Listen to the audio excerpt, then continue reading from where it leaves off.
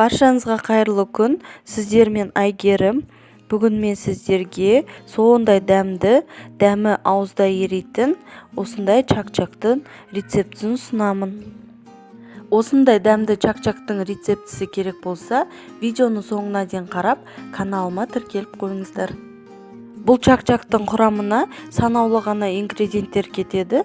Сол себептен менің рецептім бойынша міндетті түрде жасап көріңіздер. Бізге ең алдымен 2 жұмыртқа қажет. 2 жұмыртқаны осындай бір ыдысқа салып аламыз.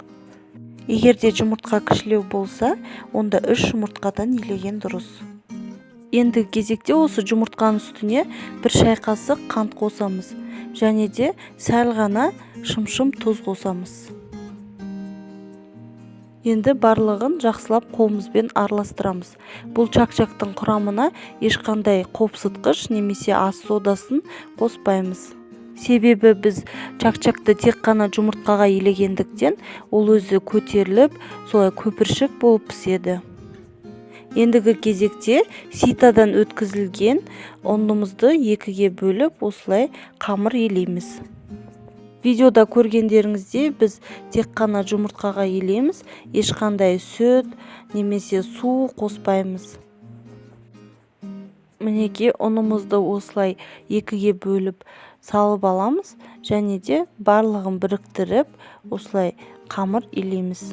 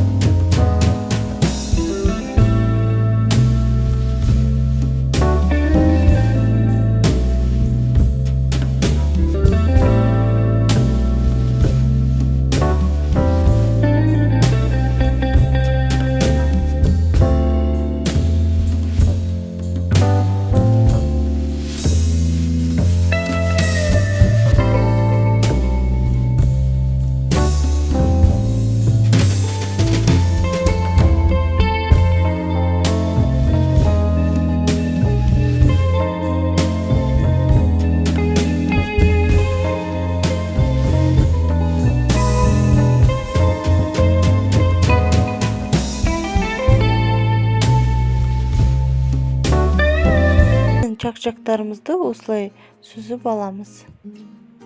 Тура осылай барлық қамырымызды пісіріп аламыз. Міне біздің чакчактарымыз тура осындай біркелкі болып піседі. Енді бізге бал мен сәл мейіз қажет болады. Чакчактың барлығын бірден араластырсаңыздар да болады, немесе жартылай араластырсаңыздар да болады. Қазір мен сіздерге жартылай араластырып көрсетемін. Осындай бір ыдысқа жартылай чакчагымызды салып аламыз да, оның үстіне мейізімізді қосамыз және де балымызды қосамыз. Егер де сіздердің балдарыңыз ерімеген қатты бал болса, онда газға ертіп алу керек. Менікі ертілген дайын бал болғандықтан мен бірден қосамын. Енді барлығын жақсылап араластырамыз. Міне жақсылап араластырып алдық. Біздің чакчагымыз дайын. Енді мен салафанға салып, осылай 4 бұрышты қылып қатырамын. 4 бұрышты қылып қатырсаңыздар да болады, немесе бірден тәлеңкеге салып жей берсеңіздер де болады. Менің чакчактарым дайын. Шайға осындай дәмді чакчак жасап, жақындарыңызды қуансаңыздар болады. Сіздермен болған Айгерім. Егер де рецепттер ұнап жатса, каналыма тіркеліп, комментарийде пікірлеріңізбен бөлісіп қойыңыздар.